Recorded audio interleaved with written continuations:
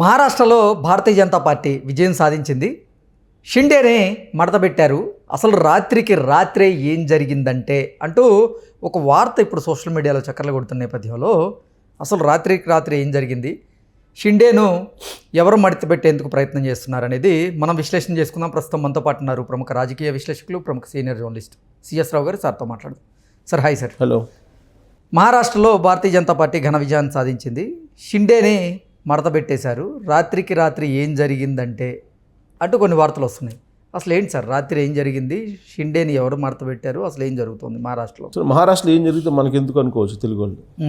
కానీ మహారాష్ట్రలో జరుగుతున్నటువంటి రాజకీయ పరిణామాలు ఆంధ్రప్రదేశ్కి కానీ తెలంగాణకి కానీ అన్వయించుకుంటే రాబోయేటువంటి రోజుల్లో ఏంటి పరిస్థితి అనే దాని మీద క్వశ్చన్ వేసుకుంటే సమాధానం ఎవరికి వాళ్ళకి కావాల్సింది వస్తుంది. Janasena party, BJP, Telugu Desam party కలిసి కూటమిలో ఉన్నాయి. గతంలో శివసేన పార్టీ, బీజేపీ కలిసి కూటమిలో ఉన్నాయి. ఎప్పుడు 10 ఏళ్ల క్రితం, 5 ఏళ్ల క్రితం, లాస్ట్ ఎలక్షన్ అప్పుడు, ఈ ఎలక్షన్ కూడా 5 ఏళ్ల క్రితం.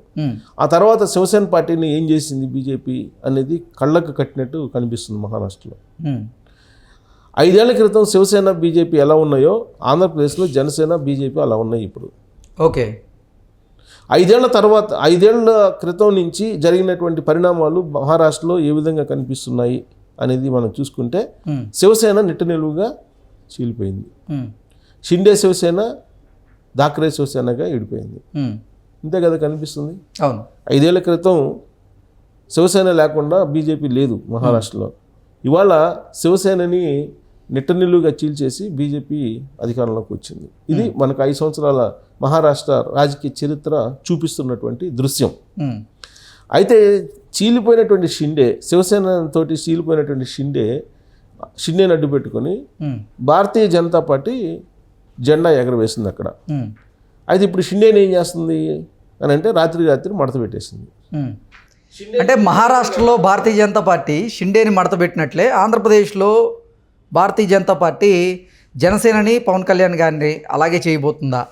దాని సమాధానం మహారాష్ట్రను చూస్తే కనుక వాళ్ళు ఇష్టం వచ్చినట్టు తీసుకోవచ్చు. మనం చెప్పాల్సిన అవసరం లేదు, మనం చెప్పకూడదు కూడా, చెప్పాల్సిన అవసరం లేదు కూడా. రాజకీయాల్లో ఏదైనా జరిగిద్దని చెప్పి ఎవరికైనా తెలుసు. రాజకీయంగా కనీస పరిజ్ఞానం ఉన్నటువంటి వాళ్ళు ఎవరైనా సరే రాజకీయాల్లో ఏదైనా పాసిబులే. రాజకీయాల గురించి సినిమాలో చెప్తారు, కుక్క పిల్ల, సబ్బు బిళ్ళ ఏది రాజకీయాలకి అతీతం కాదు అని చెప్తారు. ప్లస్ సో రాజకీయాల్లో ఏది ఇలా ఉంటుంది అని చెప్పి చెప్పడానికి లేదు. ఎప్పుడు ఏదైనా మారచ్చు. దానికి ఉదాహరణ మన కళ్ళకు కనిపిస్తుంది మహారాష్ట్ర. పవన్ కళ్యాణ్ గారు కూడా గతంలో చెప్పారు. సో ఇప్పుడు రాత్రి ఏం జరిగింది, షిండే యాక్చువల్గా ముఖ్యమంత్రి కావాలనుకున్నారు. షిండే సీఎంగా ఉన్నారు. గత 3 సంవత్సరాలు సీఎం షిండేనే కదా, ఏక్నాథ్ షిండేనే కదా. ఏక్నాథ్ షిండే ఆధ్వర్యంలో ఆయన అమలు చేసినటువంటి పథకాలు కానీ, ఆయన అందించినటువంటి పరిపాలన కానీ ప్రజారంజకంగా ఉందని చెప్పి రిజల్ట్ చెప్తున్నాయి, తాజా రిజల్ట్. అవును. మరి షిండే ముఖ్యమంత్రిగా ఉంటాడు అని చెప్పి వేసినటువంటి ఓట్ బ్యాంకా అది, లేదు ఫడ్నవీస్ సీఎంగా ఉంటాడని చెప్పి వేసినటువంటి ఓట్ బ్యాంకా అది అని క్వశ్చన్ తీసుకుంటే, షిండే ముఖ్యమంత్రి, షిండే మళ్ళీ ముఖ్యమంత్రి అవుతాడని కూడా ఇండికేషన్స్ ఇచ్చారు ఎలక్షన్ ముందు. కూటమి ముఖ్యమంత్రి ఆయనే కదా. తీరా ఎన్నికల రిజల్ట్ వచ్చేటప్పటికి సింగిల్గా ఫామ్ చేయడానికి అవకాశం ఉన్నటువంటి ఫిగర్ కనిపించింది బీజేపీకి. వెంటనే ఏం చేశారు, అభియన్స్లో పెట్టేశారు సీఎం ఎవరు అనే దాని మీద. 4-5 రోజుల నుంచి దాన్ని అలా పెట్టేశారు కదా. దాన్ని పెట్టి రాత్రే అమిత్ షా మహారాష్ట్రలో దిగిపోయారు. మహారాష్ట్రలో తిరిగి గురువారం రాత్రి మొత్తం మీటింగ్లు పెట్టారు. షిండేని పిలిచారు, అలాగే అజిత్ పవార్ని పిలిచారు, అలాగే ఫడ్నవీస్ బీజేపీ వాళ్ళని పిలిచారు. రాత్రి మొత్తం సీన్ మార్చేశారు. ఫడ్నవీస్ సీఎంగా ప్రమాణ స్వీకారం చేయబోతున్నారు అనేది ఇప్పుడు తాజా న్యూస్. మరి డిప్యూటీ సీఎంగా ఎవరిని తీసుకోమన్నారు? షిండేని తీసుకోమన్నారు డిప్యూటీ సీఎంగా. అమిత్ షా వెళ్ళి మడత పెట్టేశారు రాత్రే. ఎలా మడత పెట్టేశారంటే, డిప్యూటీ సీఎంగా తీసుకో, నువ్వు సీఎంగా ఫడ్నవీస్ ఉంటారని చెప్పారు. మరి షిండే ఒప్పుకోవాలా, ఒప్పుకోకూడదా? షిండే చాలా సున్నితిగా, నాకు డిప్యూటీ సీఎం పదవి అవసరం లేదు, సీఎం పదవి నుంచి నేను డిప్యూటీ సీఎం పదవి తీసుకోలేను, కాబట్టి తన కుమారుడు శ్రీకాంత్ అతని పేరు, అతనికి డిప్యూటీ సీఎం ఇవ్వండి అని చెప్పేసి ఆయన సున్నితంగా దాన్ని తిరస్కరిస్తూ కాదనలేనటువంటి పరిస్థితులు, ఎందుకంటే కేంద్రంలో కూడా బీజేపీ ఉంది కదా, కాదనలేనటువంటి పరిస్థితుల్లో అమిత్ షా ఏది చెప్తే అది చేయడానికి సిద్ధపడ్డారు. రాత్రి మొత్తం మార్చేశారు రాజకీయాన్ని మహారాష్ట్రలో. అంటే భారతీయ జనతా పార్టీ ఎవరినైనా సరే వాడుకొని వాళ్ళని తొక్కేయడంలో దిట్ట అంటారు. ఒక మహారాష్ట్ర కాదు కదా, మొత్తం దేశంలో ఉండే 16 రాష్ట్రాల్లో కూడా ఇదే చేసేది కదా బీజేపీ. దేశంలో ఉండే 16 రాష్ట్రాల్లో బీజేపీ జెండా ఎగరవేయడానికి కూటమిలో ఉండేటువంటి లేదంటే వాళ్ళతో కలిసి ప్రయాణం చేసినటువంటి పార్టీలని బలహీనపరిచినట్టు గత 2014 నుంచి ఇప్పటి వరకు చూస్తే కనుక అర్థమవుతుంది కదా. అరుణాచల్ ప్రదేశ్లో కానీ ఎక్కడ చూసుకున్నాం అదే కనిపిస్తుంది కదా.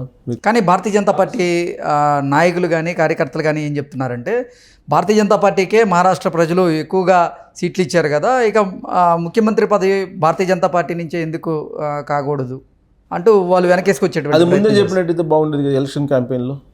ఎలక్షన్ క్యాంపెయిన్లో ఫడ్నవీస్ సీఎం అని చెప్పి నువ్వు కనుక ఎలక్షన్కి వెళ్ళినట్టయితే అప్పుడు వాళ్ళు చెప్పేటువంటి వాదాన్ని మనం పరిగణలోకి తీసుకోవచ్చు. కానీ అది చెప్పలేదు కదా. ప్లస్ కూటమి తరఫున గెలిచినటువంటి వాళ్ళు కదా వీళ్ళు. ఇప్పుడు ఈ మొత్తం గెలుపు అనేది మహాయుతి కూటమిదే కదా. బీజేపీ విన్నింగ్ కాదు కదా. బీజేపీకి ఎక్కువ ఉండొచ్చు. మరి 3 సంవత్సరాల క్రితం కూడా బీజేపీకి ఎక్కువే ఉన్నాయిగా. అప్పుడు ముఖ్యమంత్రి కావచ్చుగా. షిండేని ఎందుకు పెట్టారు? శివసేన నుంచి సీలు వచ్చినటువంటి షిండేతో కలిసి ప్రభుత్వాన్ని ఏర్పాటు చేశారు కదా బీజేపీ. మరి అప్పుడు ఎక్కువ ఉంది కదా బీజేపీ. మరి అప్పుడు ఫడ్నవీస్ని ఎందుకు డిప్యూటీ సీఎం చేసి షిండేని సీఎం ఎందుకు చేశారు? అంటే రాజకీయాల్లో చెడుగుడు ఆడుకుంటారు అంటారు కదా. చెడుగుడు ఆడుకోవడంలో బీజేపీ అందివేశం చెయ్యి. అందుట్లో కూడా అమిత్ షా లేదంటే నరేంద్ర మోడీ ఆడుకునేటువంటి ఆటలు చెడుగుడి కంటే ఇంకా భయంకరమైనటువంటి ఆటలు ఉంటాయి రాజకీయాల్లో. కాబట్టి ఇదంతా ఎందుకు చెప్తున్నానంటే మహారాష్ట్రలో జరుగుతున్నటువంటి పరిణామాలు ఏదైతే ఉన్నాయో ఆ పరిణామాలు బీజేపీ తోటి కలిసి వెళ్ళేటువంటి 20 పార్టీలు 26 పార్టీలు ఉన్నాయి దేశవ్యాప్తంగా. ఎన్డీఏ కూటమి ఇవాళ దేశంలో ఎన్డీఏ కూటమి మూడోసారి ప్రధానమంత్రి నరేంద్ర మోడీ గారు అయ్యారంటే కూటమిలో ఉండేటువంటి 20 పార్టీలు 26 పార్టీలు ఉన్నాయి. చిన్న చితక పార్టీలతో 26 ఉన్నాయని చెప్పి అంటున్నారు. ఈ పార్టీలు అన్నీ కూడా ఎప్పటి వరకు అంటే వాళ్ళ అవసరం వరకు మాత్రమే. వాళ్ళ అవసరం లేదు అన్నప్పుడు వీళ్ళని పక్కన పెట్టేస్తారంటానికి తాజా ఉదాహరణ మహారాష్ట్ర. ఓకే. సో రాత్రి మడత పెట్టేశారు షిండేని. ఇప్పుడు షిండే పరిస్థితి ఏంటి? శివసేన పార్టీని చీల్చి వెళ్ళిపోయాడు అనేటువంటి ఒక బ్యాడ్ ఆయన మీద ఉంది కదా. చీల్చి వెళ్ళిపోయాడని ఇప్పుడు జనరల్గా కేసీఆర్ కూడా చాలా సందర్భాల్లో ఏక్నాథ్ షిండేలు ఉన్నారు అంటూ కూడా ఆయన ప్రస్తావించారు. అది దేశవ్యాప్తంగా అన్ని రాష్ట్రాల్లో ఏక్నాథ్ షిండే అని పేరు మోగింది కదా. ప్రతి చోట కూడా ఏక్నాథ్ షిండే వచ్చేస్తాడు, బీజేపీ ఏక్నాథ్ షిండేని తీసుకొస్తుంది అని చెప్పి చెబుతున్నారు కదా. మరి అంత బ్యాడ్ క్రియేట్ చేశారు ఏక్నాథ్ షిండే మీద బీజేపీ. ప్లస్ ఎన్నికలప్పుడేమో అనౌన్స్ చేయలేదు అతను కాదు సీఎం అని. ఇప్పుడు తీరా అనుకూలంగా ఫలితాలు వచ్చిన తర్వాత ఏక్నాథ్ షిండేని మడత పెట్టినట్టే కదా, మడత పెట్టారు కదా. సో రేపు రాబోయేటువంటి రోజుల్లో వాళ్ళు మరి శివసేన లాగానే జనసేన అని చెప్పి ఈ మధ్యకాలంలో మహారాష్ట్రకి వెళ్ళి పవన్ కళ్యాణ్ గారు ప్రచారంలో చెప్పారు. శివసేన ఎలా పుట్టిందో జనసేన కూడా అలా పుట్టింది. శివసేన సిద్ధాంతాలు జనసేన సిద్ధాంతాలు ఆయన ప్రచారంలో సనాతన ధర్మం హిందూ ధర్మం గురించి చెప్పారు అక్కడ. మరి శివసేన అక్కడ ఏమైంది? శివ పోయింది, సేన మిగిలింది. ఇక్కడ జనం పోయి సేన మిగిలింది అని చెప్పి చూసుకోవాలి మహారాష్ట్ర మడత పెట్టినటువంటి రాజకీయాలను చూస్తే కనుక. ఓకే. అంటే మనం ఏదో చెప్పడం కాదు కానీ బీజేపీ వాళ్ళతో అంటకాగితే ఎలా ఉంటుంది అనేదానికి ప్రత్యక్ష నిదర్శనం. మరి దాన్ని బట్టి జనసేన వాళ్ళు అర్థం చేసుకోవాలి. Okay sir, thank you so much. Thank you.